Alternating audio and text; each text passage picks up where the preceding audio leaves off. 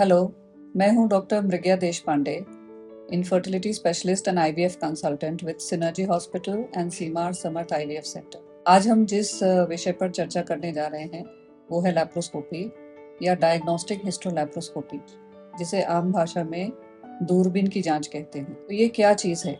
ये एक आधुनिक तकनीक है, या आप समझिए ये एक छोटा बिना टाँकों का ऑपरेशन है जिसके द्वारा हम जिन जोड़ियों को बच्चा नहीं हो रहा है उनकी मदद कर सकते हैं। ये एक ऐसा प्रोसीजर है जो कि डे केयर होता है। इसमें हम पेशेंट को एडमिट करते हैं और उसे जनरल एनेस्थीसिया देने के बाद एक छोटा सा ऑपरेशन करते हैं। इस ऑपरेशन में हम एक छोटा छिद्र बनाते हैं, 5 या 10 mm के छिद्र नाभि में होता है, और इससे हम लैप्रोस्कोप या दूरबीन को पेट में डालकर बच्चेदानी, गर्भनलिका और अंडाशय इनका निरीक्षण करते हैं और ये देखने की कोशिश करते हैं कि बच्चा क्यों नहीं रुक रहा है, इसका क्या कारण है। एक और भी दूरबीन जिसे हिस्ट्रोस्कोप कहते हैं, उसे बच्चेदानी के अंदर डाला जाता है और अंदर के लेयर का भी परीक्षण किया जाता है। इसमें अगर हमको कोई अलग कारण मिलता है तो हमारी कोशिश होती है कि उसी सिटिंग में इन कारणों का ट्रीटमेंट भी किया जाए। तो हम किन जोड़ियों में ये प्रक्रिया एडवाइस करते हैं जो व्यंधत्व के लिए ट्रीटमेंट के लिए हमारे पास आए हैं, और अगर पहले से उनका बहुत ज़्यादा ट्रीटमेंट हो चुका है लेकिन बच्चा नहीं रुक रहा, या फिर जब वो हमारे पास आए हमने उनके रूटीन जो जांच होते हैं वो किए और उसमें हमें वो कुछ अलग ही मिला। या तीसरा कारण ये हो सकता है कि ट्रीटमेंट बहुत दिनों से नहीं चल रहा है लेकिन जोड़ी का उम्र बहुत ज़्यादा है, या तो स्त्री की उम्र बहुत ज़्यादा है या पुरुष की उम्र बहुत ज़्यादा है, या दोनों की भी उम्र अगर बहुत ज़्यादा है तो हम डायरेक्टली लैप्रोस्कोपी के लिए एडवाइस करते हैं। तो इस प्रोसीजर में हमें क्या मिल सकता है? पहला जो सबसे साधारण चीज़ इस प्रक्रिया में हमें मिलती है वो है गर्भनलिका का बंद होना, यानी कि फैलोपियन ट्यूब ब्लॉकेज। जैसा कि हम जानते हैं, स्त्री बीज और पुरुष बीज जुड़कर भ्रूण तैयार होने की जो प्रक्रिया होती है शरीर में, वो गर्भनलिका में होती है। तो अगर गर्भनलिका बंद है तो ये प्रक्रिया नैसर्गिक तरीके से शरीर में नहीं हो सकती। इसलिए अगर हमें ये ब्लॉक मिलता है तो हमारी कोशिश होती है कि इसे खोला जा सके। ये ब्लॉक कहीं भी हो सकता है, बच्चेदानी की छोर पे हो सकता है, फैलोपियन ट्यूब की दूसरी छोर पे हो सकता है, या पूरा ट्यूब में खराब हो सकता है। अगर पूरे ट्यूब में खराबी है तब कुछ नहीं किया जा सकता, लेकिन अगर बच्चेदानी की छोर पर ये ब्लॉक है तो इसे कैनुलेशन प्रोसेस के द्वारा खोलने की कोशिश की जा सकती है।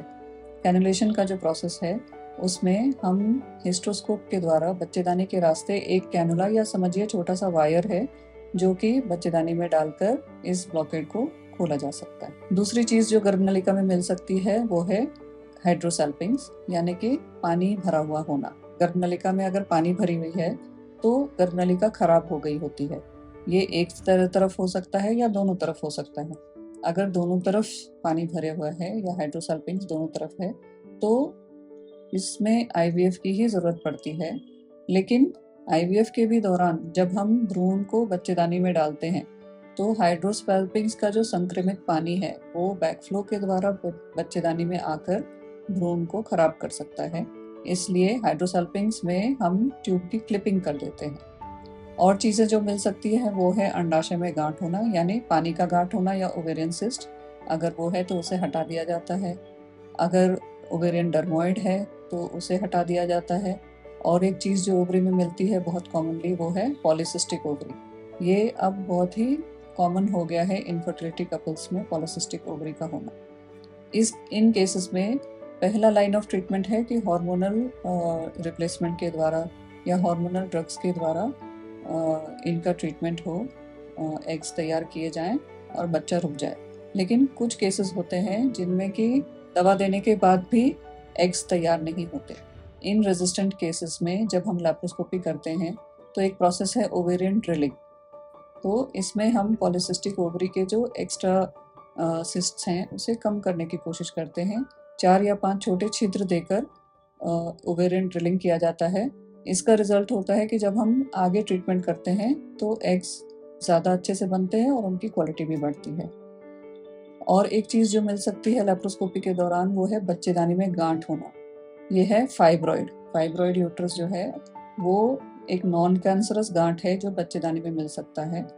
ये अगर ज़्यादा बड़ा है या कोई ख़ास पोज़ीशंस में है, तो ये गर्भधारणा में बंधक बन सकता है और कभी-कभी इसके कारण गर्भपात भी होता है। तो अगर ये हमें मिले तो इसे हटा दिया जाता है। इस प्रोसीजर को मायोमेक्टमी कहते हैं। एंडोमेट्रियोसिस नाम की एक बीमारी है जो कि लैप्रोस्कोपी के द्वारा ही डायग्नोसिस किया जाता है उसका। इस बीमारी में बच्चेदानी, गर्भनलिका या अंडाशय पर छोटे धब्बे आ जाते हैं और ये एक दूसरे से चिपक जाते हैं। एडवांस केसेस में अंडाशय में गांठ भी बन सकती है जिसे एंडोमेट्रियोटिक सिस्ट या फिर चॉकलेट सिस्ट कहा जाता है। तो इन केसेस में जो धब्बे हैं उन्हें हम मिटाने की कोशिश करते हैं एब्लेशन के द्वारा, या फिर अगर गांठ आ गई है तो उसे हटा दिया जाता है।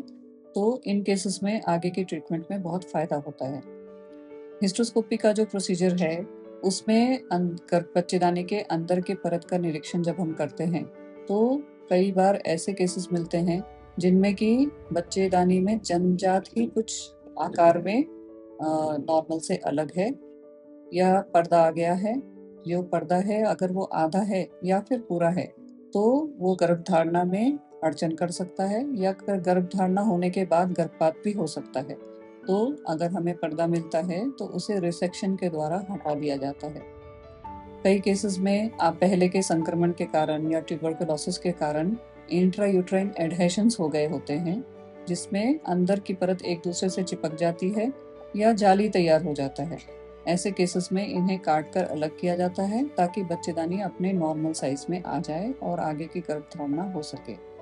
तो इस तरीके से डायग्नोस्टिक हिस्टोलैप्रोस्कोपी हमें कई केसेस में मदद करती है और ये एक बहुत सिंपल प्रक्रिया है। अगर आपके डॉक्टर एडवाइस कर रहे हैं कि आप ये प्रोसेस करें तो आप बेझिझक ये कीजिए। ये शॉर्ट प्रोसीजर है, 1 दिन का एडमिशन होता है, इसमें लंबी छुट्टी की ज़रूरत नहीं होती और ये टोटल एनेस्थीसिया में किया जाता है, जनरल एनेस्थीसिया में किया जाता है जिसके कारण पेशेंट को पेन बिल्कुल नहीं होता।